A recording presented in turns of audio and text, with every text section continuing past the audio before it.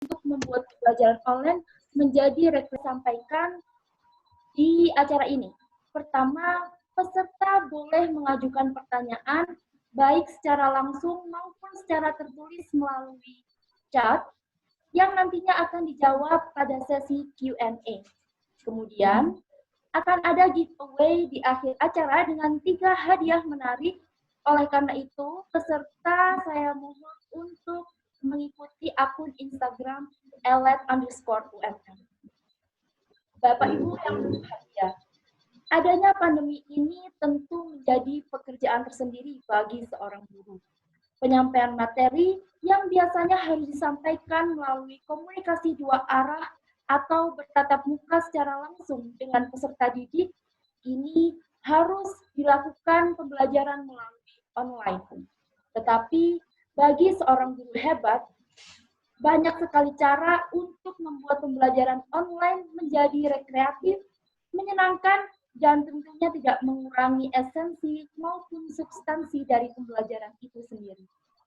Namun, masih banyak kendala yang dihadapi oleh para guru mengenai metode pembelajaran maupun teknik ataupun strategi yang biasa di dalam pembelajaran online, yang biasa disebut dengan digital teaching. Pada kesempatan kali ini, itu semua akan dibahas tuntas oleh pemateri luar biasa kita, Bapak Teguh Hadi Saputra MA. Beliau menempuh pendidikan S1 di jurusan Pendidikan Bahasa Inggris Universitas Negeri Malang, kemudian melanjutkan masternya di bidang TESOL di Victoria University of Wellington, New Zealand, dan saat ini sedang menjadi dosen bahasa Inggris di Universitas Muhammadiyah Malang. Ekspertis beliau adalah curriculum and code. Oleh karena itu, langsung saja kita panggil pemateri kita, Bapak Teguh Hadi Saputra MA. Time is yours. Okay, thank you so much. Bismillah. Assalamualaikum warahmatullahi wabarakatuh. Right. Let me do the share screen first. Okay, wait. Right. First of all, thank you so much for elet_umm for having me now in this what we call Zoominar. And then, second of all, thank you for the host for the amazing introduction. And then just to let you know, everyone, this is one of our best students, and then I think this has been overseas, yeah. Right, and then most importantly, thank you for all participants. Thank you for registering to this Zoominar, okay? And like what the host has already said, that we're going to talk a bit about distance, online digital teaching, okay? Wait, give me some time to do the screen. Sure. Okay.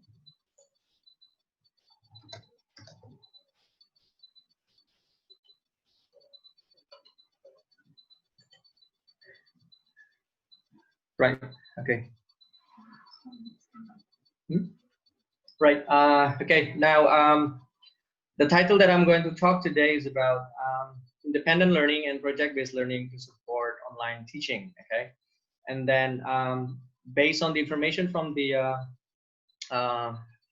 committee, that most of the participants are teachers in vocational school or senior high schools, and some of you might be students. I recognize that some of my students too here. Okay, so the thing is, what I'm going to tell you before I start my presentation, I'm not here to teach you things how to do the online teaching, but more like sharing what has been my my experience, and also some of literature support to actually justify what effective online teaching is.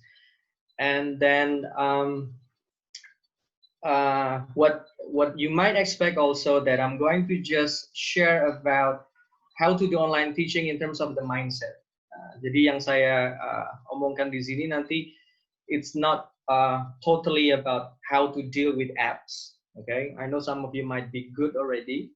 Okay, and then most of the information already in the online in YouTube or things like that. But what I think very urgent to deal with these days is the what we call by the mindset. Karena banyak permasalahan itu datangnya karena ada mindset yang apa namanya? Ada mindset yang salah ketika kita melakukan digital teaching. Right. I don't think we can do that. Okay. Let's get started. Okay, and I think we all know, and we just had this situation. Kita kena apa namanya coronavirus, and this pandemic make everything change in terms of the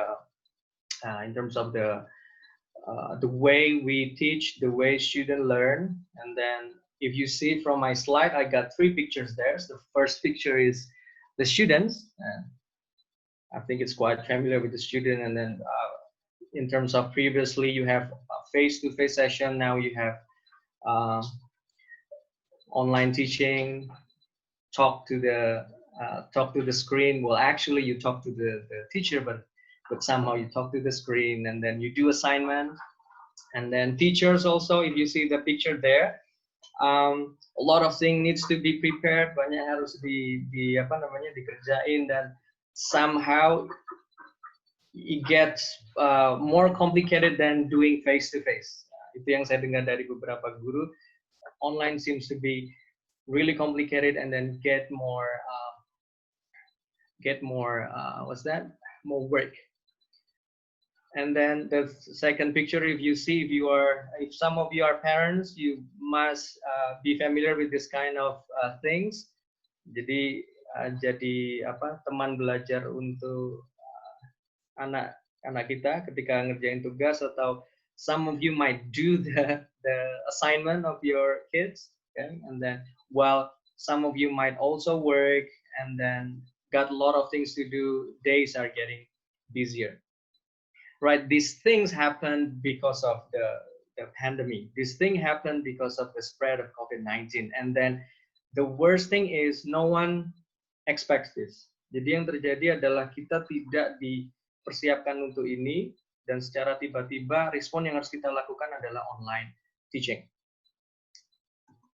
The point that I want to make here is that before the pandemic, most of experts in Indonesia, we talk about blended learning. Apa sih blended learning? Blended learning is the mix of online teaching and also offline teaching, what we call face-to-face teaching. Itu yang sedang kita persiapkan, dan tiba-tiba ada pandemi. Dan sebenarnya mindset yang harus dipunyai oleh guru itu sudah bukan lagi blended learning atau blended teaching, tapi sebenarnya sudah berubah menjadi distance learning, which is a bit different from blended learning. Why? Because in distance learning, you as a teacher not going to have any face-to-face session. Ya, jadi benar-benar semuanya harus online, semua harus online, semua harus digital, okay? And yang jadi masalah adalah kita di sekolah, kita yang jadi jadi pengajar masih belum ke arah sana. Indonesia masih belum begitu siap dengan konsep distance learning, dan mau tidak mau ketika ada coronavirus, we are forced to be ready. Itu masalah yang terjadi, dan akhirnya beberapa respon yang dilakukan oleh guru di pembelajaran itu mungkin ada beberapa yang menurut saya it is not wrong, because it is said wrong if we know what is right. You know what I mean? So it is not wrong, but it's not that effective. Contoh yang terjadi adalah beberapa guru atau dosen atau teman-teman saya tuh ada yang tanya, gimana ya caranya bikin tes yang anak-anak nggak cheating? Kalau kita ngomongkan masalah online learning atau distance learning, that's not the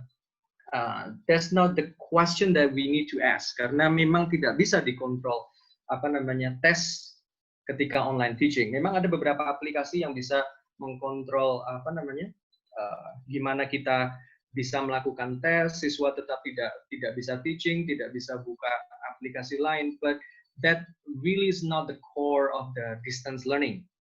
Karena core of distance learning sebenarnya adalah independent learning. How teacher can provide environment that student will do more independent learning. For sure, there still be teachers there, tapi teachers lebih ke role yang lain, bukan lagi the only source of learning, the not the leader, but more like I would say the facilitator or even partner of learning. Jadi itu yang beberapa yang mungkin banyak guru, termasuk juga di beberapa universitas juga kita belum siap dengan konsep distance learning.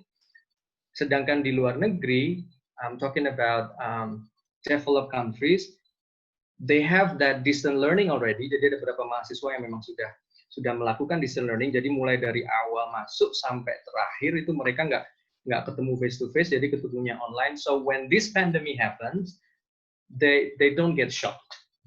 Jadi mereka sudah terbiasa dengan itu, platformnya sudah ada semua. Sedangkan kita masih blended learning, masih di blended learning. Ketika di distance learning memang ada kalau bahasa saya sih kaget, gupuh, nggak tahu apa yang harus dilakukan.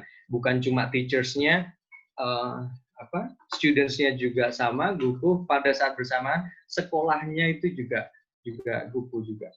Okay, wait, I have a message from the committee who want me to do something. Wait.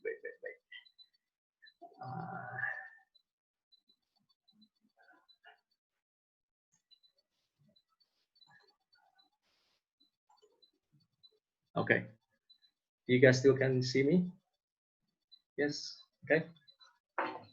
Right. Now let's move on.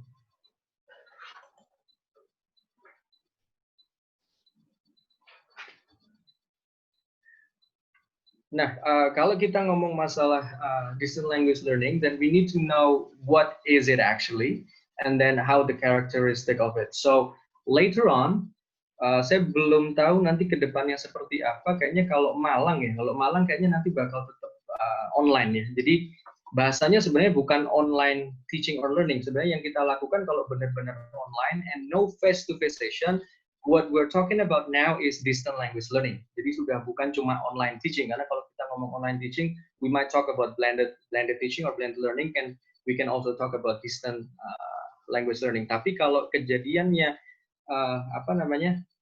next semester sepertinya yang terjadi adalah distant language learning. It might be different for other areas or the provinces, but I think it's important for us to know what is actually the distant language learning itself, and then what the characteristics, so that later on when we teachers design the teaching and learning process, then it will suit what it is supposed to be. Jadi jangan sampai ngajarnya sebenarnya environmentnya adalah distance language learning, tapi masih pakai mindset yang face-to-face learning atau masih yang blended learning gitu. So now we going to learn about the characteristic of distance language learning. The first one is it is computer mediated and or internet mediated learning. Mau tidak mau. Jadi kalau ada pertanyaan, Pak, bagaimana kalau sekolah saya tidak ada internet atau student saya tidak ada internet? That's going to be a challenging one, and I would say in a more extreme way, there wouldn't be any distant language learning in that case. Jadi memang harus ada internet, harus ada komputer, atau paling tidak harus ada gadget. Permasalahan, tapi yang ada di Indonesia sekarang ini itu mungkin bukan tidak ada internet, tapi limited access of the internet. Then if there is the access, although it is limited, then I think distant language learning still can be done, ya, dengan beberapa modifikasi. Mudah-mudahan saya bisa kupas tuntas di sini nanti. And then the second one is well-planned program. So distant language learning or distance learning should be well-planned. Jadi nggak bisa kalau kita punya mindset jadi guru besok ngajar plannya hari ini. It is impossible. And when we talk about distant learning, should be well-planned. Saya ngomong well-planned ini dari meeting 1 sampai ke meeting, kalau di UMM itu ada 1 semester 16 meeting, maka sampai 16 meeting itu harus terprogram. semua terplan, mulai dari materials, mulai dari tasnya, mulai dari assessment-nya, mulai dari cara assessment-nya, bahkan cara scoring-nya. That should be clear for you as a teacher and for the students too. Karena nantinya mereka akan melakukan independent learning. Tapi kalau ini tidak ada program, maka yang terjadi, mindset yang terjadi adalah kelasnya Bapak Ibu itu bukan distant learning, tapi masih blended learning atau bahkan masih face-to-face learning, tapi dengan environment yang sebenarnya sudah distance learning. Jadi ini harus diprogram. Jadi kalau semester depan sudah mulai ngajar dan harus melakukan ini, what you need to do is plan it. I'm going to help you how to plan it.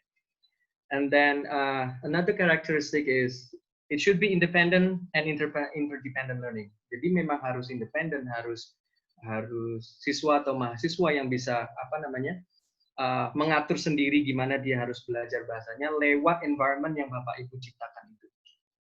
Terus yang dibilang dengan interdependent itu apa? Interdependent itu masih ada ketergantungan, tapi ketergantungannya itu sudah tidak sama dengan face-to-face session. Jadi yang harus ditekankan, yang harus dipahami, yang dibilang dengan interdependent learning adalah learner-teacher. Jadi kata interdependent itu bukan learner depend to teacher only, tapi teacher juga depend on learner. Itu kata interdependent. Terus juga ada learner-learner, ada juga learner content interaction, which I think when we talk about content interaction can be the content or the materials that you have planned and then given to them.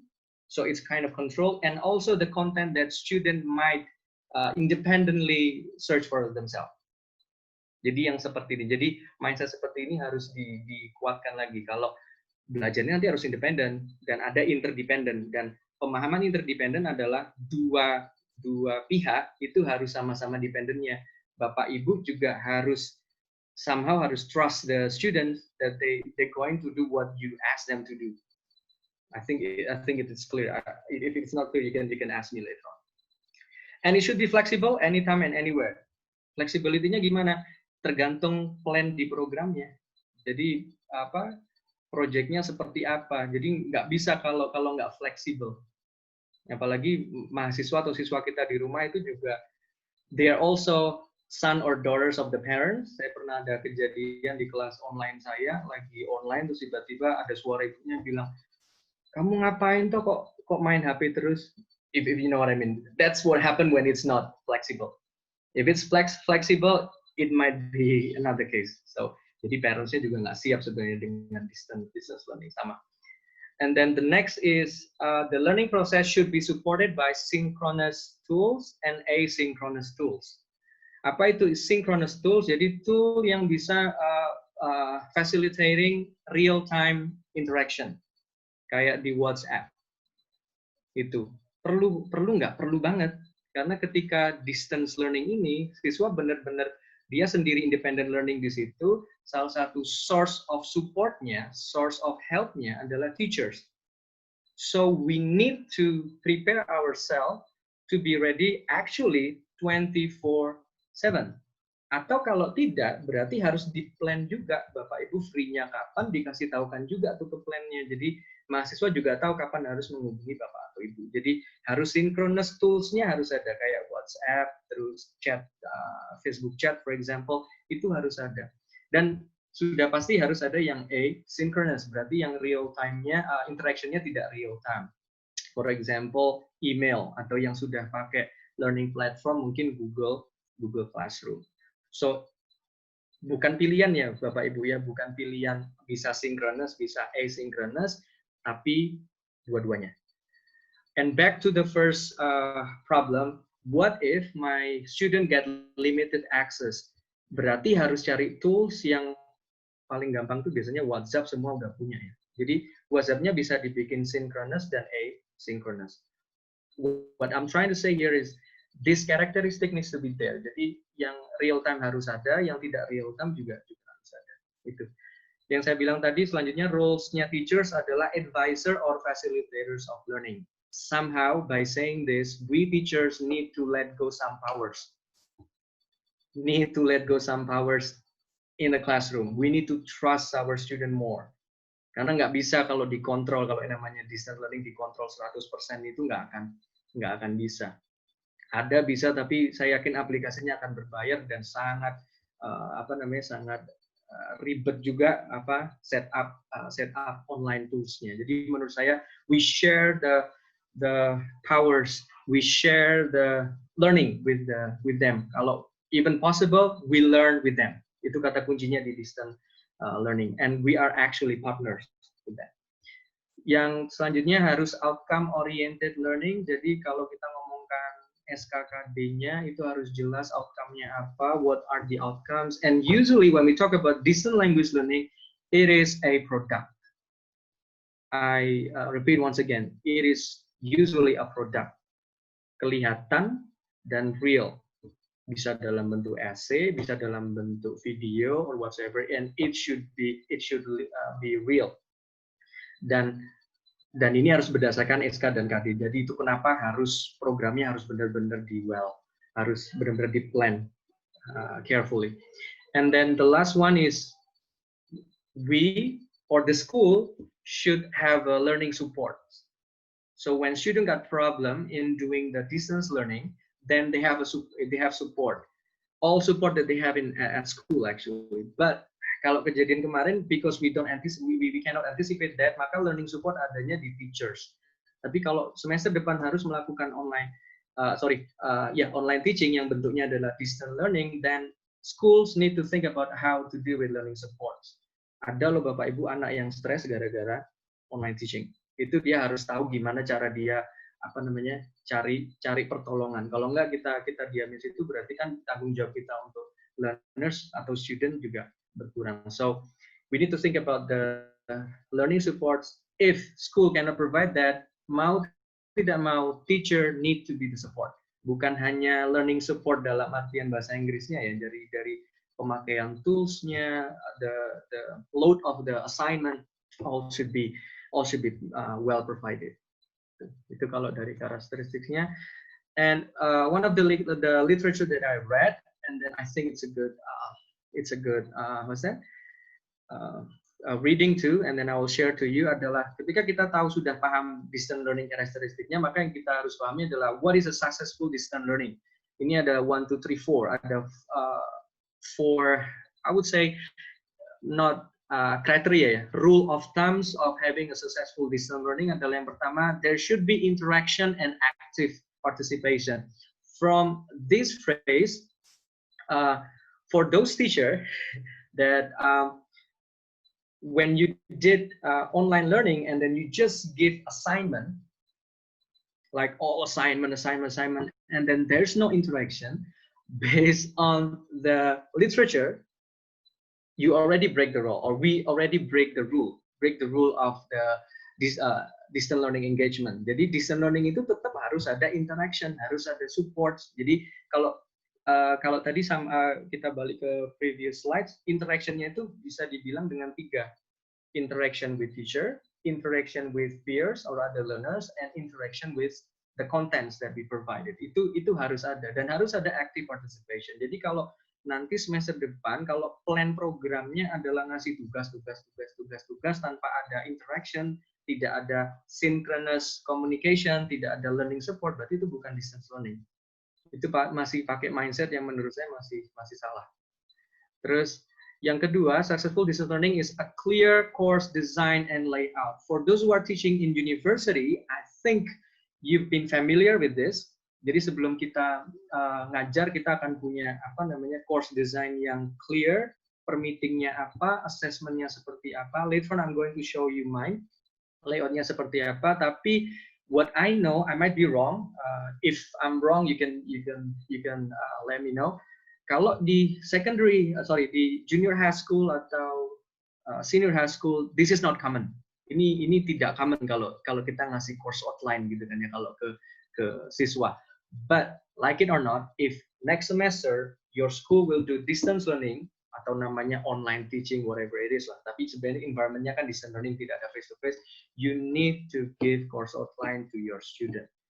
Otherwise, what you are doing is actually face to face learning mindset di environment yang distance learning, yang terjadi chaos semua.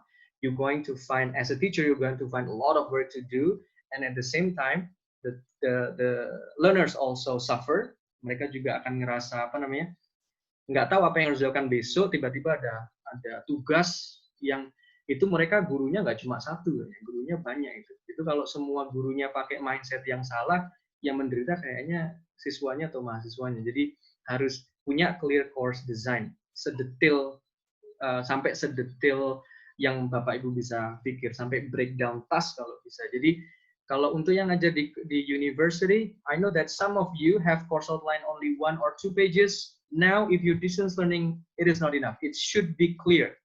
Jadi assessment-nya gimana, task-nya apa saja, suggested how to accomplish the task-nya juga harus jelas. Itu semua harus kelihatan semua di course outline. And then the third is strong pedagogical standards. Jadi walaupun berbeda dengan offline teaching, tapi content and expectation-nya harusnya sama. Outcome-nya jadinya sama. Kalau nanti siswa bisa melakukan ini di face-to-face session after following your course, nantinya untuk offline teaching ya, untuk online teachingnya juga sama. Jadi harus pakai strong pedagogical standard juga. Jadi nggak bisa, oh karena distance learning banyak yang harus kita apa namanya let it go dan nggak apa-apa deh kita let go aja. No, we cannot do that. Itu kenapa harus tetap di plan dan tetap punya pedagogical standard. Pak, contohnya pedagogical standard itu seperti apa? Contoh, kita ngomong input sama output. Ya, input itu yang dari reading sama listening. Standarnya adalah we assign student to do output ya, ngomong atau nulis ketika inputnya sudah cukup. Itu salah satu pedagogical standard kalau di language learning. Jadi jangan sampai siswa disuruh output dulu padahal inputnya belum cukup. Nah, itu juga harus tetap ada di online teaching. Karena yang kejadian kalau output dipaksakan, inputnya belum cukup, stres. Yang ada anxiety, learning anxiety, and we don't want to have learning anxiety in language learning. Next, it's content-driven, course goal and learning outcome. Jadi mulai sama bikinnya mulai dari kurikulum juga. Jadi jangan ada yang di kurikulum harus direlakan karena distance learning, enggak. Jadi pembelajarannya harus diprogram, harus diplan berdasarkan kontennya dan teknologi mengikuti. Bukan teknologi yang menggiring ke kurikulum, bukan. Jadi teknologi mengikuti kurikulumnya. Nanti kita akan ngomong lebih dalam di sini, saya juga kasih contoh. Next, after we know what is a successful distance language learning, then the next one is it is related to the third point, strong pedagogical standard. We need to know what is a successful language learning. Jadi nanti kita blend sama distance learningnya. Jadi when we talk about a successful language learning environment, then I will give you one theory of David Krebs. Ya. Jadi dia namanya adalah learning opportunities. Jadi di situ ada seven standards. If you want to know whether your language learning atau language class is good or not. Jadi yang pertama, there should be input. Second, output. The third, your class or your design should allow some interaction. And then there should be some rehearsal too. And then what is more important there is feedback. Jadi harus ada feedback. Harus ada juga language awareness. When I talk about language awareness or what it means by David Krebs by saying language awareness adalah language component atau language form. Jadi kayak vocabulary, pronunciation, and then also grammar itu harus ada. Di pembelajaran kita harus ada porsi di mana student aware about those things. And then yang menarik adalah yang keempat, learning awareness. Student needs also to know how they should learn certain thing. Jadi strategi, we talk about learning strategy. Jadi kalau Bapak Ibu punya pertanyaan pembelajaran bahasa yang baik itu seperti apa, paling nggak David Krebs sudah ngasih standarnya di situ ada 7. Kalau pembelajarannya Bapak Ibu ada itu semua, maka pembelajarannya bisa dikatakan sudah oke, ya mudah-mudahan berhasil. Tapi kalau yang belum ada di situ, maka harus dicari lagi standar kita sendiri. Jadi benerin standar kita sendiri, nanti terus di blend dengan successful distance learning. Yang terjadi kalau saya ngajar di kelas kurikulum ini this is the thing that we blend there. Ya, jadi yang kita campur di situ adalah those who are stated in the green circles are those from learning opportunities, successful language learning. Yang kuning itu adalah dari distance learning. Jadi kita ngeblend semua. Kalau Bapak Ibu lihat sebenarnya mereka dua kriteria ini sebenarnya bisa ngeblend. Contoh interactive and active participants juga ada di input sama output, juga ada di interaction itu sendiri. Those things here. Kita next. So the way I see this blending, then I'm thinking that teacher student need to have a proper mindset, and then what I propose might be wrong, might be different from you, is independent learning and project-based learning. Some of you might be familiar already about what is independent learning and project-based learning. Ya, mudah-mudahan saya tidak harus menggunakan begitu banyak. Intinya adalah independent learning adalah student can plan, monitor, and evaluate their own learning. Kalau project-based learning, there will be project at the end of the teaching, or the end of the teaching and learning process. But what I need to underline here, and probably if my presentation is not enough to explain things, please differentiate the difference between project-based learning and doing project. Jadi project-based learning itu nggak sama dengan doing project. Kalau Bapak Ibu cuma ngasih assignment saja, project tanpa ada support, tanpa ada pedagogical standard, input yang cukup, maka yang Bapak Ibu lakukan adalah doing project. And it's not going to be as effective as project-based learning. Karena di project-based learning there is more thing than just giving the project. Mungkin ada teachers yang udah nanti pokoknya mengerjakan essay ini selesai dikumpulkan, tidak ada feedback, tidak ada support, so that is not project-based learning, that's doing the project. Let's talk a little bit about independent learning. I'll make it fast. Di independent learning yang pasti ada question. Student need to be able to trigger question to themselves and to the course outline that we are designing. Jadi mereka tahu juga di pembelajaran itu mereka nggak pasif, mereka aktif. Aktif itu bukan cuma yang ngobrol ngomong angkat tangan, enggak, tapi active learning, bukan active participation, tapi active learning. They question everything, they question the goals, they question the standard that we are designing for them. Di situ nanti mereka bisa plan, mereka juga bisa finds the way to deal with their learning and evaluate, and then mereka juga bisa organize key information from the expectation of the teachers. Di situ mereka juga bisa synthesize sendiri, bisa reflect sendiri. Ini yang berat. Many of our students they don't really know how to plan, they don't really know how to reflect. They just follow what the teachers are asking them to do. Kayaknya pandemi ini step yang bagus untuk bisa meningkatkan skills-nya students kita juga sendiri untuk bisa provide students with the environment how to plan and how to reflect. And then number 7, they also need to communicate, bisa berkomunikasi juga. Dan yang terakhir saya bilang tadi juga bisa evaluate akhirnya, bukan cuma evaluate per learning stages, tapi at the end of the day when they finish the learning they can evaluate whether what I'm doing is already right or what I learn is actually worse or not. Jadi mereka bisa melakukan itu konsep independent learning, gampangnya seperti itu. Sekarang kalau di blend sama PBL, project based learning, sebenarnya cocok. Kalau Bapak Ibu lihat di situ, wah ini memang agak kelihatan berat juga. Ini saya nyarinya dapatnya di projectbasedlearning.org. Nanti Bapak Ibu bisa pelajari di situ lebih dalam lagi. Sebenarnya cocok dengan independent learning dan menurut saya juga cocok dengan konsep distance learning itu sendiri. Kalau kita balik lagi ke karakteristik, nanti slide saya share deh ke panitia biar nanti bisa di email sekalian ke Bapak Ibu. Itu contoh ya, kita lihat yang align to standard yang sebelah sini ya, align to standard. Jadi PBL itu nggak cuma ngasih tugas, tapi memang ada standarnya. Standarnya dari apa? Kalau kita bisa ngomong SKKD atau goal and objective. And also in PBL there should be a culture of what? A culture of independent and interdependent. Yang saya bilang kemarin, dependent and bukan kemarin, yang baru saja, sorry. Dependent dan interdependent. Jadi harus ada itu. Jadi nggak cuma dari guru, juga dari temannya. And students should be able to manage activities. Lanjut scaffold student learning. Jadi harus ada scaffold. Bapak Ibu kalau mengartikan scaffold gampangnya adalah support. There should be support. Jadi belum PBL kalau tidak ada support. PBL itu harus ada support dan supportnya harus well planned. Ada schedule-nya sendiri juga supportnya. Jadi nggak cuma support seadanya. Kalau di distance bisa difasilitasi dengan synchronous dan asynchronous tools.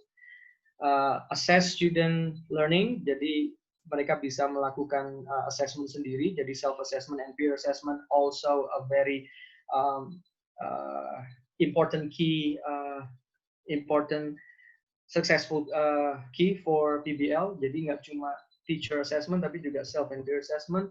Engage and coach, jadi mereka bisa engage, mereka juga bisa coach. Ini 8 student and learners juga. Dan yang terakhir adalah mereka bisa design and plan. Jadi kalau lihat di sebelah yang warnanya orange atau kuning ini sebenarnya hampir sama aja. Sustain inquiry, jadi mereka harus tanya terus bisa bertanya. Dan di PBL harus otentik, harus juga tasnya harus otentik, harus real world, ada reflection and these things. Saya yakin Bapak Ibu nanti bisa mendalami sendiri ini di project based learning-nya. Jadi intinya kalau kita ngomong PBL itu ada project yang nanti siswa mengerjakannya itu the whole program dan dia nanti akan melakukan plan. Dia bisa ngeplan sendiri, tentukan inputnya sendiri, kita tinggal ngasih input yang bagus ini mau dipakai silakan, mau ditambahin malah bagus. Jadi yang model seperti itu dan ada scaffold system, support system dari guru dan nanti juga ada assessment yang dilakukan secara aktif tidak cuma dari teacher tapi juga learners. So that's the thing about PBL just a little bit. Nah, kalau kita ngomongkan gampang sih, kalau sudah ngomongkan project based learning, ada initiation stage-nya, ada planning stage-nya, ada execution stage-nya, ada closure stage-nya. Intinya ada plan-nya dulu, ada monitoring, ada mengerjakan project-nya itu sendiri, dan ada closure stage. The next slide, we're going to go to the apps. Jadi kita akan lihat dari stage-stage ini, dan saya kasih semacam saran untuk bisa apps apa yang bisa dilakukan. Apps apa yang harus ada maksud saya. Jadi kalau kita ngomong initiation stage, ini Bapak Ibu bisa coba baca sebentar sendiri. Understand the goal, priorities, deadline, and risk of the project. Jadi mereka harus paham apa yang mereka lakukan. Itu kenapa kita sendiri ketika mau melakukan project based learning harus jelas juga ekspektasinya, harus jelas juga gimana tasknya. And planning stage, student or learners can outline the task and timeline required to execute on the project.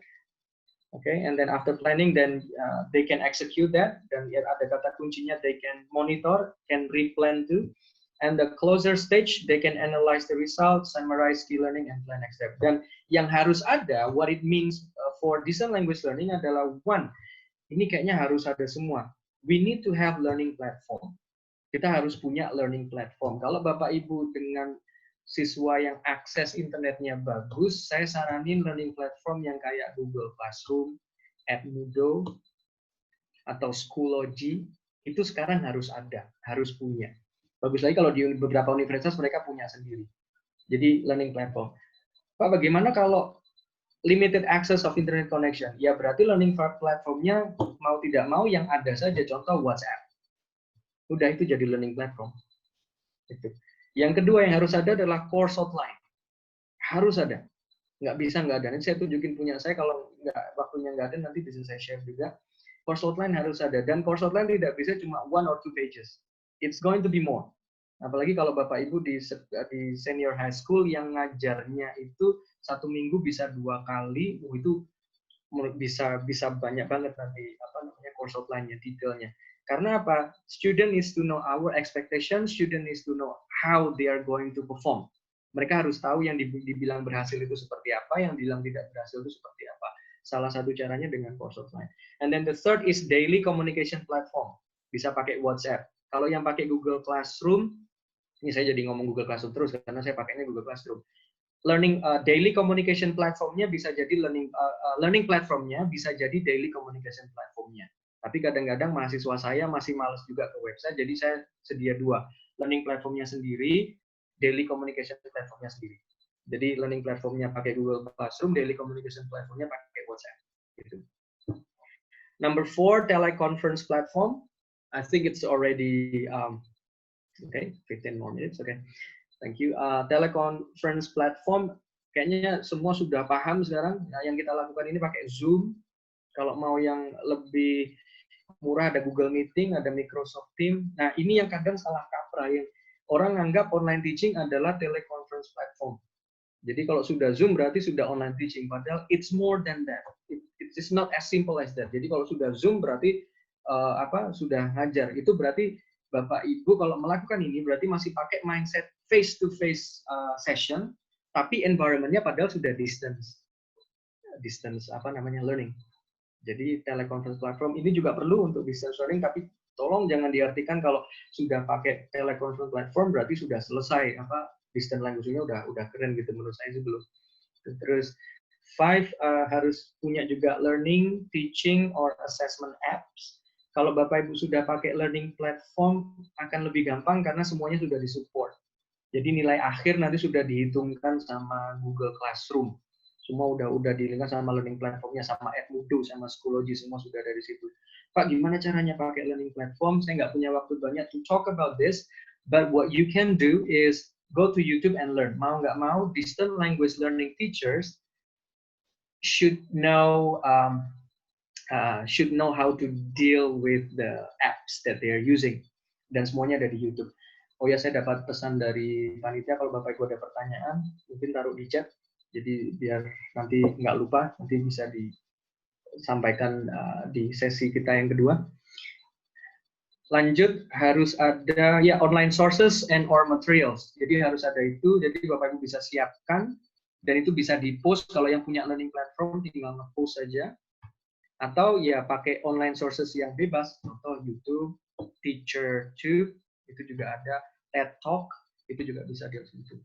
Terus number 7 ini yang mungkin bisa dilakukan atau boleh dilakukan atau tidak, itu public platform. Tapi kalau menurut saya anak sekarang sama public platform itu sedang jadi projectnya mereka ditaruh di YouTube atau projectnya mereka ditaruh di Instagram. Let them get some likes or some followers, some views, itu kayaknya bisa sekarang dilakukan. Mahasiswa kan lebih keren-keren. Nah, masalahnya kita siap nggak? Nah, as a distant language learning teachers, we need to be ready for this. We need to deal with apps, mau tidak mau. Nah, ini beberapa saran saya untuk aplikasi yang bisa dipakai. Learning platform itu ada Google Classroom, Edmodo, Schoology, Moodle, nanti bisa diambil sendiri di di slide saya. Course outline itu harus ada itu semua, ini ada goal and objective, ada schedule, ada cara kontak Bapak Ibu, course description-nya seperti apa, course content-nya seperti apa, lengkap. Itu kenapa saya bilang 1-2 halaman nggak cukup untuk bikin course outline, apalagi untuk distance learning. And harus ada daily communication platform, might be merged into learning platform. Kalau enggak berarti harus menyiapkan email, WhatsApp, atau Telegram. Social media juga bisa dipakai. Kalau teleconference platform itu ada Google Meet, Zoom, Microsoft Teams. Some teacher use live Instagram. I follow some teachers. I know some teachers doing live Instagram. Menurut saya nggak apa-apa, boleh-boleh aja. Sah-sah aja, karena balik tadi kita harus menyesuaikan sama apa yang kita punya dan student punya. Nggak bisa, wah pokoknya harus pakai Google Meet. Student kalau nggak pakai Google Meet berarti not a good student, nggak bisa gitu. Jadi kita cek dulu student kita bisa nggak ikut platformnya kita. Itu. Terus learning, teaching and or assessment saya kasih banyak di situ. Kalau Bapak Ibu yang nggak pede sama live langsung, bisa pakai screen recorder.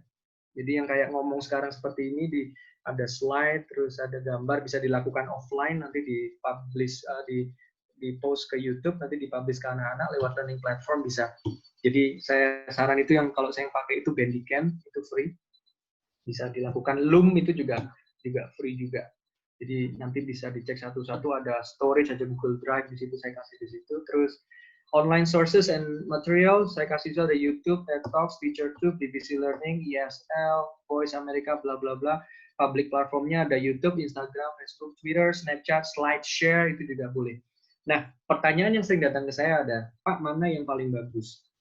nggak ada yang paling bagus, yang ada itu bagus untuk Bapak Ibu dan bagus untuk students-nya Bapak Ibu, karena konteksnya pasti beda-beda. Kalau yang bisa melakukan pakai Google Meet sama Google Classroom, bagus, keren. Tapi kalau untuk siswa-siswa yang mungkin limited access, nggak bisa pakai Google Classroom, learning platform sama communication platformnya pakai WhatsApp, that will be okay. Jadi nggak ada yang nggak ada yang benar atau salah. Yang salah itu adalah when we teach with distant language learning environment, tapi mindset kita masih face to face. Saya kasih contoh di sini, student are able, kita ngomongin 2 goals katakanlah. Student are able to understand and use some information in descriptive text sama procedural text. Semuanya saya punya teaching goals 2 ini, saya merge. Saya yakin kalau SKKD pasti akan punya lebih banyak lagi, saya paham. Ini saya ngasih contoh aja, kalau 2 ini, descriptive sama procedural text, maka project based learning saya yang saya bawa ke distance learning adalah ini. Student work in group of 3 to make a video, like 30 minutes or can even less, how to put on mask and disinfect their hand using both soap and hand sanitizer atau or alcohol properly with the description of itu semua itu. Jadi itu contoh project saya untuk procedure text sama description text mungkin dilakukan dalam satu program. Nah, kalau Bapak Ibu lihat project saya seperti itu, harus detail seperti itu, dan ke siswa itu harus tahu juga, mereka harus dikasih tahu videonya yang seperti apa sih yang diharapkan. Jadi saya kasih di sini harus ada description of coronavirus, how it spreads and what harms that it might bring. Jadi itu harus jelas semua. How to use it properly. Dan kalau Bapak Ibu sudah ngasih ini, berarti harus ada input di sini, harus ada output di sini, harus ada feedback nanti satu-satu sampai akhirnya mereka melakukan bisa membuat video 30 menit yang isinya ini tadi. Ya. Yang jelas sesuaikan dengan konteks Bapak Ibu. Kalau memang your student, it might be too demanding for your student, then you need to modify the project a little bit. Mungkin tidak se-demanding ini. Breakdownan dari kalau di project based learning harus ada breakdown. Itu segini banyaknya. Mungkin kalau yang desain lebih bagus dari saya, breakdownannya bisa lebih dari ini. Jadi Bapak Ibu harus bisa membreakdown ini. Contoh itu di atas, student need to have rich input about the relevant topics. Selain itu, student needs to have rich input about the language needed. Ingat kalau kita ngomongkan ngasih project, itu siswa harus punya input tentang topiknya, juga tentang language-nya.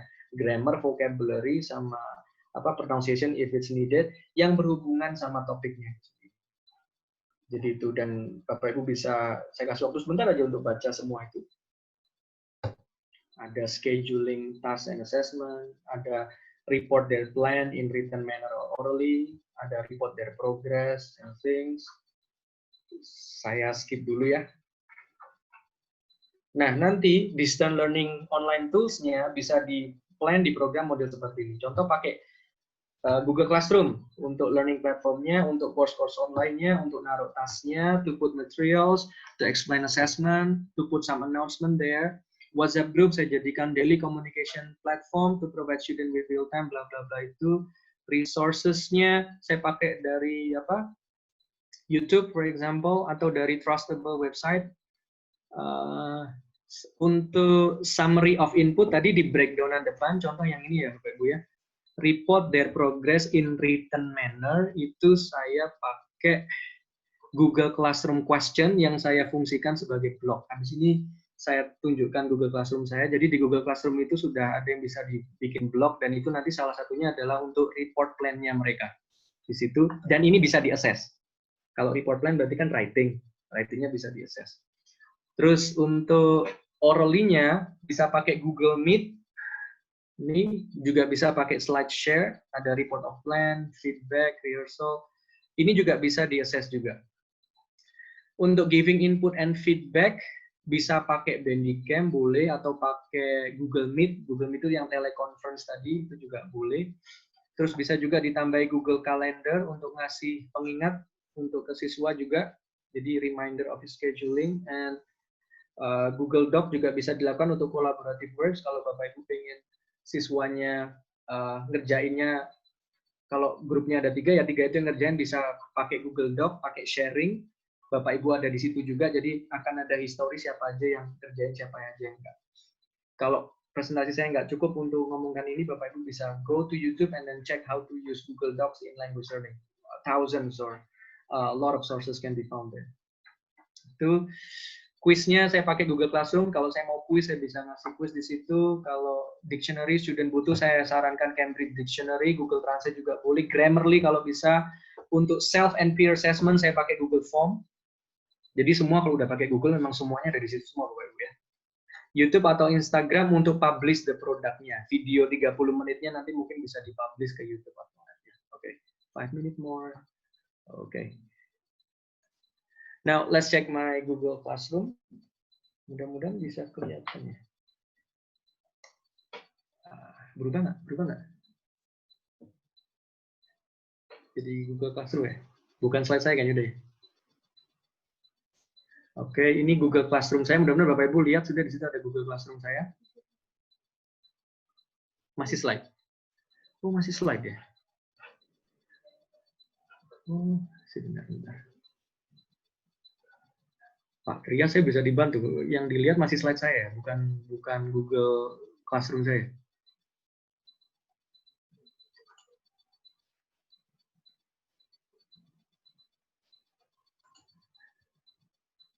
Sudah kelihatan nggak ya?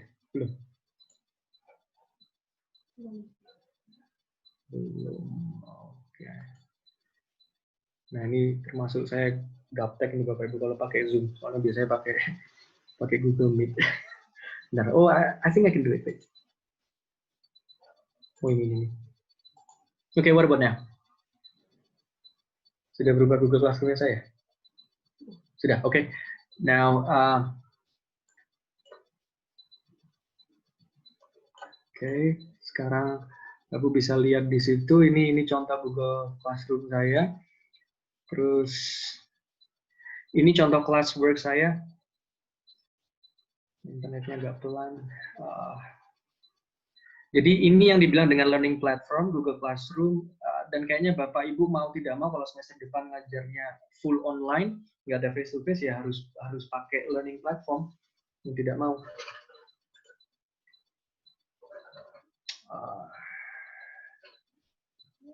No, I don't think it work. Internetnya nggak aneh.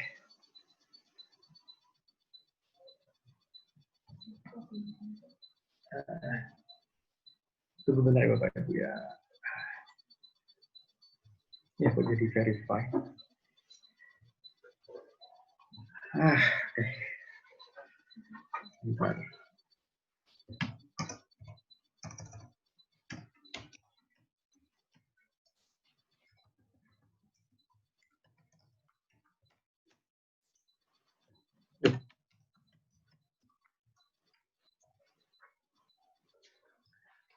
Too bad.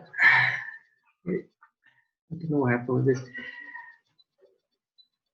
Saya tunjukin course outline aja deh paling enggak. Dan waktunya masih ada. Share. Google Drive.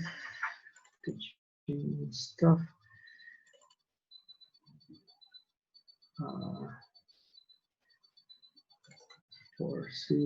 Nah, enggak saya bisa nunjukin course outline-nya. I'm so sorry, I don't think I can show you my Google Classroom. I want to show you how to structure it.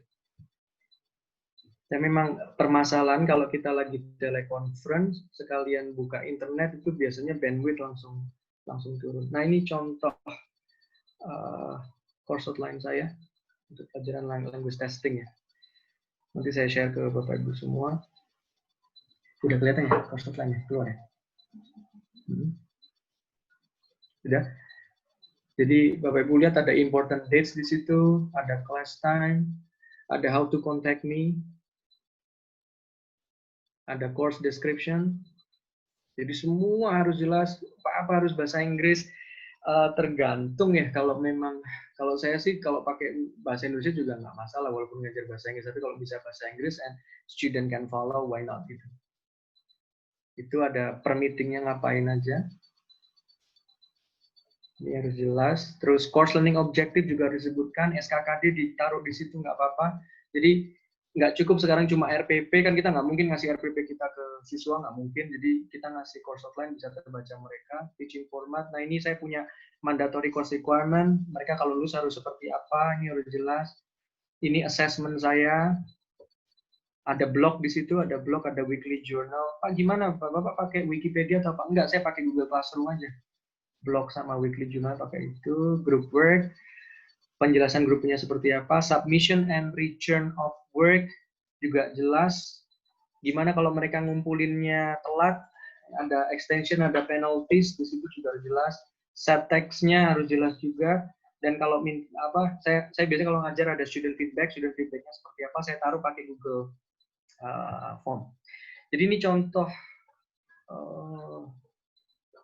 course outline-nya. Too bad I cannot show you my Google Classroom, but if you think you can use learning platform, nggak harus Google Classroom, bisa Schoology, Edmodo, atau Canvas, atau whatever you are using, please do, karena itu mau nggak mau harus ada. Kalau yang tidak bisa akses ke situ, siswa susah, ya berarti your daily communication platform harus jadi learning platform pada saat bersamaan. Well, I think time is up. The committee already get that one, and then hopefully there is question from you. I give it to Ivana back.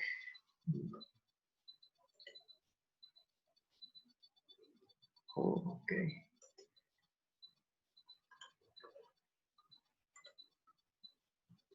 Right.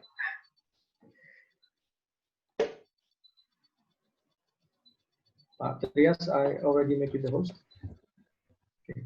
Baik, terima kasih untuk pemateri kita Bapak Teguh Hadi Saputra atas materi yang sangat menarik dan menginspirasi para guru untuk melakukan pembelajaran online secara kreatif dan menyenangkan.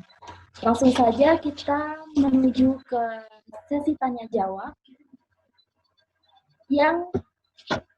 langsung saja kita akan menuju ke sesi tanya jawab, dan sebelum itu saya ingatkan kembali kepada seluruh peserta bahwasanya nanti di akhir acara akan ada giveaway 3 hadiah menarik. Oleh karena itu jangan lupa untuk follow Instagram @UMM dan sponsor kita Kapal Garden Hotel. Kemudian kita lanjutkan ke sesi tanya jawab. Saya akan membacakan satu persatu. Yang pertama dari Agus Mare. Yes. Sebagian besar guru di Indonesia menguasai teknik pembelajaran secara konvensional, yes, yang mana arah mengajarnya mengarah pada pendidikan bukan pelatihan. Tetapi sekarang malah sebaliknya. Dan mungkin ini akan berpengaruh bagi siswa yang bersemangat belajar dan sekarang mungkin akan mengalami sesuatu yang berbeda. Bagaimana mengatasi hal tersebut? Baik, silakan dijawab untuk Pak Teguh. That's an interesting question and it's not easy to answer actually, karena konteks kita bermacam-macam. Kalau kita ngomongin Indonesia itu kan mulai dari atas sampai bawah, Sabang Merauke itu kan beda-beda. Indonesia itu apa, Jawa kah dengan fasilitasnya atau gimana yang di luar Jawa, katakanlah gitu. Like it or not, because of this pandemic, we need to change, we need to shift.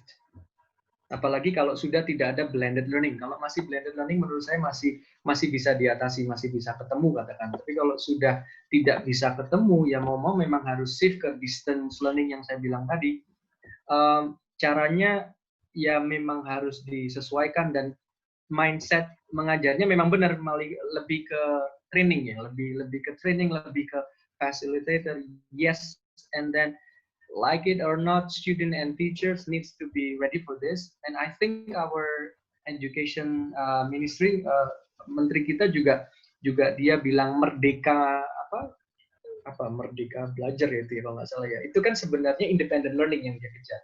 Dan dengan adanya distance learning ini harusnya independent learning jadi lebih mudah. Cuma training guru itu belum ke sana memang juga. Training yang jadi pemerintah belum ke sana aja. Mau nggak mau ini jadi tugas kita as a teacher to prepare our students and learners, and also like it or not the responsibility of the country government untuk nyiapkan guru juga dengan fasilitasnya, dan yang lebih penting bukan fasilitas sih, yang lebih penting itu human resources-nya untuk bisa melakukan distance learning ini. Karena yang saya bilang tadi, banyak guru salah kaprah kalau distance learning itu harus pakai Google Classroom. Enggak, pakai email itu juga distance learning. Pokoknya karakteristiknya terpenuhi, kita lebih baik.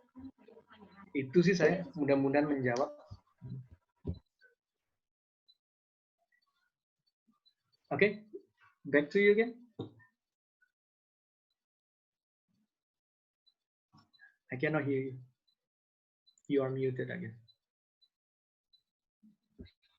Oke, terima kasih untuk Pak Teguh. Untuk pertanyaan selanjutnya yaitu adalah dari Laili. Yang pertanyaannya adalah, kendala seringkali adalah tidak ada sinyal dan memori penuh. Pertanyaan saya, jika semua digunakan untuk online learning adalah apps yang membutuhkan memori, maka apps apakah yang kira-kira bisa digunakan untuk mengontrol semua apps? Karena kadang anak ini sudah punya apps psikologi, yang lainnya sudah punya Zoom, sehingga berbeda-beda platformnya. Jika ingin sama, ya pakai WhatsApp jadinya. That happens in our department too. Ya mau nggak mau harus ada, kalau sekolah harus punya infrastruktur yang sama ya. Jadi seumpamanya semua guru atau semua dosen harus pakai platform yang sama, Google Classroom, katakanlah, berarti semua harus sama. One, it will make things easy to control. Second, that's not going to burden the students. Jadi ya mau nggak mau dari yang punya policy maker-nya memang harus sama, jadi satu, jadi learning platformnya sama. Mungkin yang bisa beraneka ragam itu mobile learning apps-nya, learning apps, terus assessment apps, itu nggak apa-apa, berbeda. Cuma platformnya communication sama learning platformnya kalau bisa satu. Kalau nggak kasihan students-nya juga. Cuma itu tergantung konteks ya. Jadi kalau memang learning platform tidak bisa, ya learning platform yang kayak Google Classroom, Edmodo tidak bisa, ya WhatsApp, ya why not? Nggak masalah. WhatsApp bisa kok, course outline kan bisa dipostkan di situ. Terus student bisa melakukan video call. Mungkin nggak banyak, kalau WhatsApp itu cuma berapa ya? Cuma 3 atau 4 orang, itu kan tetap bisa melakukan feedback, itu juga bisa melakukan report planning, itu tetap bisa. Jadi why not? WhatsApp is fine. Tapi kalau pertanyaan adalah, gimana Pak kalau nggak ada internet connection? Nah, itu saya nggak bisa jawab. Nggak akan terjadi distance learning-nya. Memang harus ada learning, harus ada internet itu. Kalau paling parah adalah mungkin tidak bisa synchronous, walaupun ini sudah mengurangi efektivitasnya distance learning-nya. Tidak bisa synchronous, maka yang dilakukan asynchronous. Pakai email gitu ya juga nggak apa-apa. Terpaksa. Kalau memang nggak bisa, cuma memang paling bagus itu ada asynchronous, ada synchronous apps-nya juga. Jadi supportnya nggak hilang. Gitu? Ya. Oke, baik. Terima kasih Pak Teguh. Kemudian lanjut untuk pertanyaan selanjutnya dari Ervira Saidiah. There are 7 language learning opportunities, yes, as what you explained. Yes. What I want to ask is about language awareness and learning awareness. Would you mind explaining more about those? What are they like? Thanks. Right. Oke, language awareness itu kalau bahasa di teman-teman applied linguistics sama TESOL, yang dibilang dengan language itu kalau Bapak Ibu generasi produksi, maksudnya generasi yang belajar di kuliahnya pendidikan bahasa Inggris dulu agak lama menyebutnya language component. Kalau sekarang kita ngomongnya language form. Language component itu apa aja? Grammar, vocabulary, sama pronunciation. Itu. Nah, kalau kita lihat SKKD-nya di kurikulum kita sekarang ini, itu kan penekanannya sebenarnya kan tidak di language component itu, tidak di language form itu. So we tend to just teach reading, speaking, listening, or writing, or even if we see the national exam, itu yang paling penting kan ada di readingnya itu. But what is important still to make student aware about grammar, vocabulary, and pronunciation. Jadi tetap harus ada porsi di mana grammar itu diajarkan, tapi bukan jadi dominan lagi, tapi tetap ada di situ. Inputnya juga harus ada di situ juga. Jadi kan sekarang ada guyonan banyak di applied linguistic itu, pilih mana? Pilih pinter apa? Knowledge atau form atau components tapi nggak bisa skill, atau pilih skill tapi nggak begitu paham grammar, ditanyai present continuous tense gitu, nggak tahu apa, nggak tahu formulanya tapi bisa ngomong, bisa nulis. Kalau saya dipilih ya mending nggak usah paham language component, nggak usah paham itu, tapi skillnya bisa dapat. Karena kebanyakan di mahasiswa saya sendiri grammarnya banyak yang dapat A katakanlah, terus apa vocabulary-nya dapat A juga, cuma they still have problem when they want to talk, they still have problem when they want to write. So that's the thing that we need to reflect. Jadi kalau sekarang itu dihadapkan sama dua itu. Jadi gitu, itu untuk language awareness. Jadi tetap harus ada. Saya nggak bilang form atau language component itu nggak penting, tapi tetap harus ada porsi awareness-nya. Itu yang dibilang dengan David Crabb. Sedangkan yang dibilang dengan learning awareness adalah some student they get problem how to deal with their learning. Contohnya mereka nggak tahu cara apa namanya, cara pakai dictionary yang efektif itu gimana, terus atau cara untuk dapat materi di YouTube yang paling bagus, itu yang dibilang dengan learning awareness. Jadi harus ada komunikasi antara teachers and learners and talk about how to deal with the problem in terms of the learning strategy. Jadi itu learning awareness-nya. Sekali lagi cari aja di Google, terus sudah banyak learning opportunities by David Crabb. Gitu. Terima kasih untuk Pak Teguh, penjelasannya sangat detail sekali.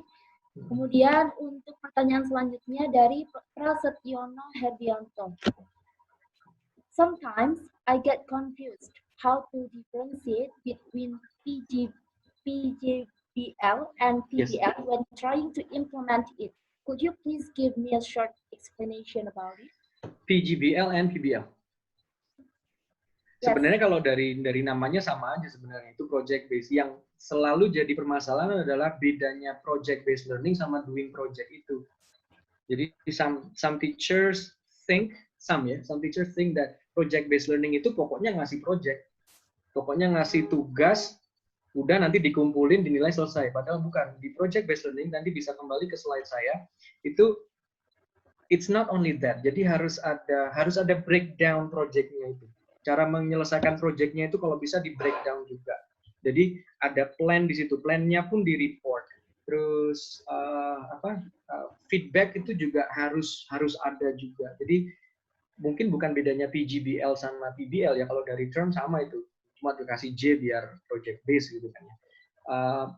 Tapi ya balik itu tadi, jadi jangan sampai terjebak kita mau melakukan project based learning tapi jatuhnya adalah doing the project. Itu two different mindset. Support harus ada, planning harus jelas, breakdown harus jelas, scheduling kalau bisa juga harus jelas juga. Yang kalau kita pakai di sekolah memang agak berat juga, jadi project based learning-nya kadang-kadang kalau di sekolah ya, kalau yang pakai kurikulum 13 itu mau pure project based learning agak susah karena terkendala waktu juga. Cuma kalau kita ngomong distance language learning, mau nggak mau sekolah harus mulai ke arah sana. Jadi lihat KD-nya, KD mana yang bisa di merge jadikan satu, munculkan satu project yang bisa dilakukan oleh siswa. Bagus lagi untuk semua KD ada satu project, hanya satu project yang bisa mengcover semua KD-nya. It depends on teacher creativity back again. Kalau nggak bisa ya 2, 3. Karena kalau semakin banyak itu juga nggak semakin bagus. Kalau projectnya semakin banyak, ingat siswa kita itu gurunya nggak cuma kita, itu ada banyak. Dan pembelajaran bahasa, ketika sudah ada anxiety, sudah ada resah, cemas, atau depresi, no learning. No learning. Gitu. Oke, give it back to you. Oke, thank you, Mr. T. Kemudian untuk pertanyaan selanjutnya dari Rina Fitrianti. Yes. Oh, mohon maaf, dari Rizky. Okay. Teaching language is different with other because language is a skill. My question are how to engage the students to speak up and what apps should be appropriate with this. Oke, well that's going to be a long answer. Gampangnya gini aja deh. Saya nggak usah jawab yang apps apa yang bisa dulu ya. Tapi mindset balik lagi, gimana sih ngajar biar siswa bisa ngomong lancar ya dengan experience it. Dan Bapak Ibu bisa saya kasih gambaran gini aja. Kalau kita ngajar bahasa Inggris atau yang dari university deh, ngajar speaking 16 meeting, apakah Bapak Ibu bisa yakin setelah 16 meeting anak-anak kita akan ngomong bahasa Inggris sama seperti kita? As good as us. Saya yakin semua jawabannya no, I'm not confident to answer that.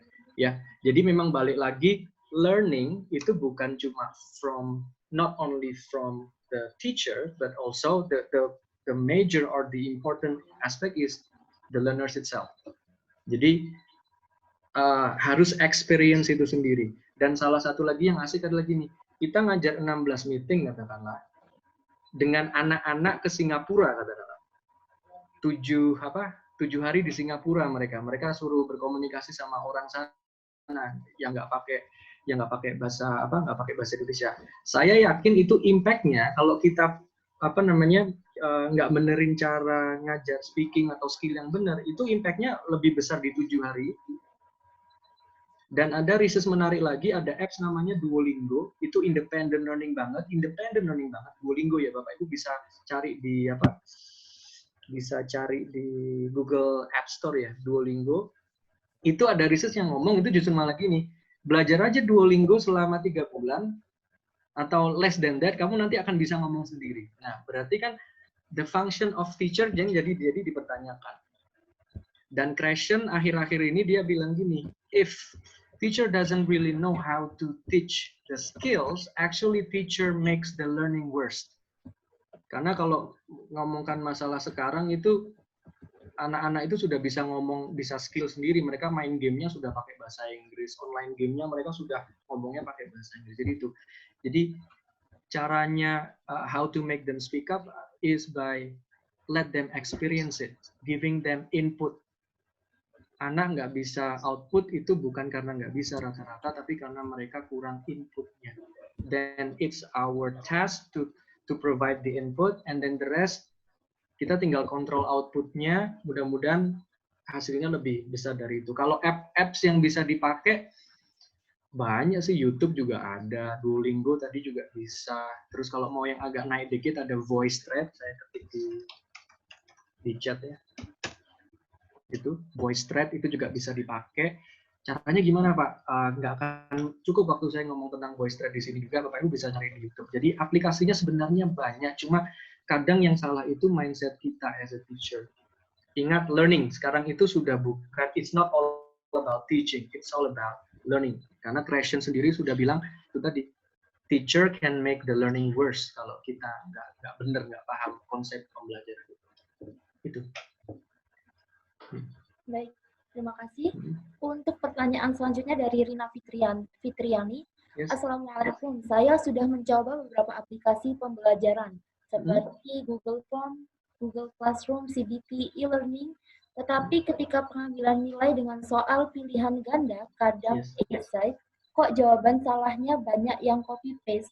Gimana cara mengatasi ini? Banyak yang copy paste ya. Saya jawab pakai style saya yang agak ekstrim ya. Kalau saya jadinya ngomongnya gini, jangan pakai multiple choice berarti. Karena multiple choice itu memang kalau di distant language learning bisa kejadian seperti itu. Ada sebenarnya aplikasi, kalau itu Ibu ya yang tanya, Ibu apa Bapak ya? Ibu. Ibu itu bisa lihat sekarang kalau di Google Classroom itu bisa pakai Google Form. Itu ada ada features di situ yang bisa di Chromebook-kan, di Chromebook. Namanya di Chromebook. Tapi Google Classroom-nya Ibu harus diakuisisi dulu sama sekolah. Jadi seumpamanya UMM itu kan pakai umm.ac.id itu kan sebenarnya sudah merge sama Google. Baru bisa dilakukan yang namanya Chromebook itu tadi. Di Chromebook itu keren sebenarnya. Jadi siswa kalau ngerjain quiz atau multiple choice, quiz atau multiple choice, itu dia kalau buka website lain, Bapak Ibu langsung keluar, oh si Teguh nih lagi ngerjain tugas saya, dia buka website ini atau dia buka website WhatsApp gitu. Ada itu. Cuma balik lagi memang ribet banget.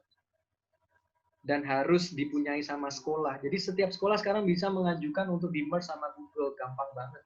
Tinggal minta sama Google nanti dikasih, dan tinggal di sekolahnya ada ada guru IT-nya enggak, nanti dia suruh ngesetkan yang institusinya itu, nanti bisa melakukan itu bisa. Tapi kalau saya pribadi itu kan masih controlling banget. Jadi ada multiple choice, nanti ada tes juga di situ. Maka yang harus kita lakukan ya berubah ke project based learning. Berubah. Jadi kalau saya dari dulu kalau memang contekan itu karena tes kita yang bisa allow contekan itu, kenapa enggak tesnya kita itu dirubah yang mereka nggak melakukan, tidak bisa melakukan contekan dengan contoh project. Gitu. Baik, terima kasih. Pertanyaan selanjutnya adalah dari Raffi P10. Yes. Bapak, bagaimana cara yang sederhana project based learning bisa dilakukan di awal semester? Mengingat kita belum tahu betul karakter dan kemampuan siswanya untuk pembagian kelompok. Terima kasih banyak sebelumnya. Very good question. Ini dengan konteks distance learning ya, benar-benar full distance learning ya. Iya. Mau nggak mau ya sebenarnya validnya dalam melakukan needs analysis gitu kan ya. Tapi saya yakin di konteks kita di Indonesia susah tuh ngelakuin needs analysis. Maka yang harus dilakukan ya mau tidak mau disamakan dengan siswa yang kemarin. Konteksnya disamakan dengan siswa kemarin in terms of their level of proficiency, in terms of their personality juga. Jadi mau nggak mau memang harus disamakan itu, nanti disesuaikan ketika project base-nya berjalan. Ingat di project base itu ada interaction ya, ada teacher, terus ada progress report dan semua itu dilakukan, maka itu yang bisa disesuaikan. Dan rule of thumbs-nya ya, ini yang tanya Bapak Ibu ya? Bapak. Gini, kalau tidak yakin ketika ngasihkan project, level of difficulty-nya tidak yakin, kalau seumpamanya levelnya ada di level intermediate, maka nggak apa-apa kok project-nya diturunin jadi pre-intermediate. Diturunin aja, kalau nggak yakin. Nggak masalah. Nanti, tapi yang melakukan pre-intermediate ini mungkin nanti tengah-tengah, ingat kan yang dinilai bukan cuma project-nya saja, tapi prosesnya. Jadi ada writing di situ ketika nulis plan, ada writing di situ ketika nulis progress. Nah, itu nanti tetap bisa dipantau level of difficulties-nya, bisa diatur sebenarnya. Nanti Bapak ngajar anak-anak ini, Bapak harus ngasih tahu ke guru selanjutnya, atau kalau semester 1 masih ada semester 2 ya. Saya nggak tahu kalau semester 2 itu yang ngajar gurunya beda nggak ya? Kalau beda, maka Bapak harus punya kewajiban ngasih tahu ke guru selanjutnya kalau anak-anak ini seperti ini. Kalau kita kondisi terparah, 1 tahun kita nanti ngajar online semua. Gitu. Jadi turunin aja level of proficiency-nya jadi 1 di bawah, tidak apa-apa, menurut saya nggak masalah. Jangan terlalu susah juga. Oke, Ivana. Baik, untuk pertanyaan selanjutnya, mungkin ini menjadi pertanyaan terakhir, karena waktu kita untuk Q&A tinggal 5 menit lagi.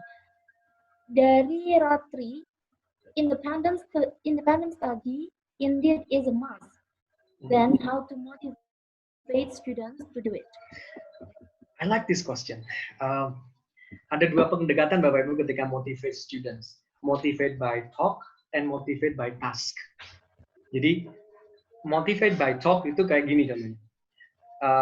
Let's do everything independent because independent is good, independent is blah blah blah. And then guess what? In research, significance-nya tidak terlalu bagus. Jadi significance yang bagus adalah ketika motivation-nya itu diranahkan ke task-nya. Kalau task-nya sendiri sudah melakukan independent learning, task-nya ya sudah independent learning, maka kita nggak usah susah-susah termotivasi. Saya yakin mereka akan termotivasi dengan sendirinya. Saya yakin pertanyaan dari mereka akan banyak juga. Jadi pertanyaannya, pernah nggak Bapak Ibu ngerasain after you explain things and then you ask the student, do you have any questions? And then student will, you're not going to have a lot of student raise hands. Kenapa? Karena tidak independen. Tapi kalau dibentukkan project based learning, inputnya ditata, tapi karena kita tidak kontrol 100%, kita share powernya, the question will be really authentic because they don't know. Dan motivasi itu bisa dilihat dengan apa? Ya dengan pertanyaan itu mereka tanya.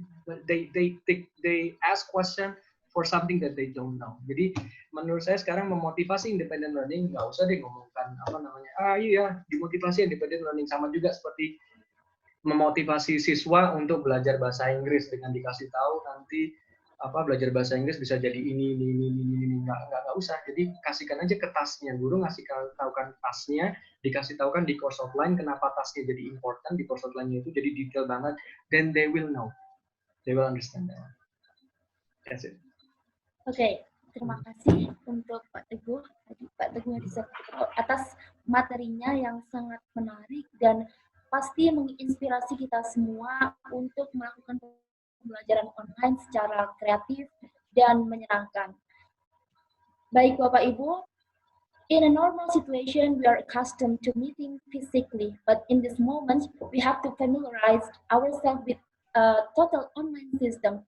But I do believe it won't lessen the values of our substance of our today's subject matter. Bapak Ibu yang berbahagia, sebelum saya menutup workshop kali ini, akan saya sampaikan beberapa hal. Yang pertama, the giveaway is open now.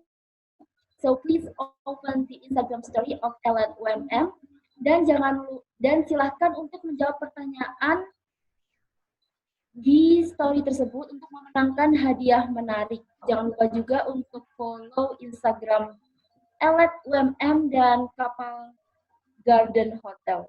Kemudian, untuk mendapatkan sertifikat, peserta diharapkan mengisi kuesioner yang ada di email masing-masing. Berikut saya share linknya untuk survei kuesioner. Baik, silahkan dicek masing-masing, kemudian diisi untuk mendapatkan sertifikatnya. Dan kemudian, sebelum acara ini berakhir, kami mohon untuk seluruh peserta mengaktifkan kamera karena admin akan mengambil gambar. Dan jangan lupa tersenyum ya.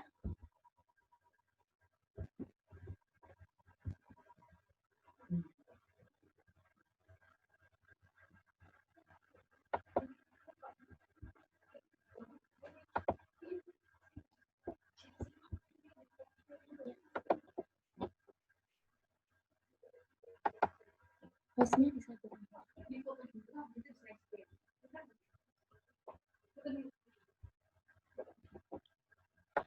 Baik, saya ulangi sekali lagi untuk seluruh peserta agar mengaktifkan kameranya dan jangan lupa tersenyum karena kita akan mengambil gambar dari acara online workshop.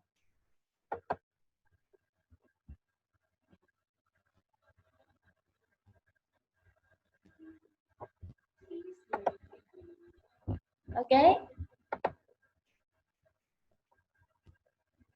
1, 2, 3, say cheese.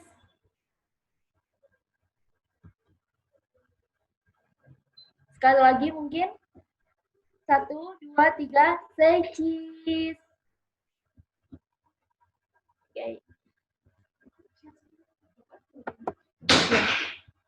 Ini tapi harus disabut, Mas.